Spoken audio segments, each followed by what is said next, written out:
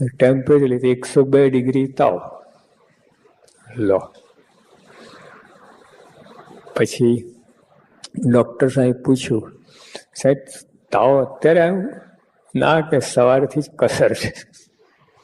લો 122 પધરામણી સામા કરી 102 ડિગ્રી તાવમાં. પત્રો લખ્યા આયા પછી. હજુ આરામની તો વાત જ વિચાર જ નથી આવતો એમને.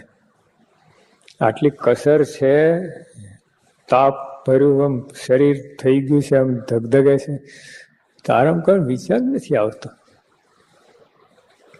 પછી આરામમાં ગયા, થોડીક 20-25 મિનિટ આરામ કર્યો, ના કર્યો તો ત્યાંથી ઓડ જવાનું હતું. ઓડને ભરોડા 2 ગામ કર્યા અને સુંદલપુર આવ્યા, 4થું ગામ.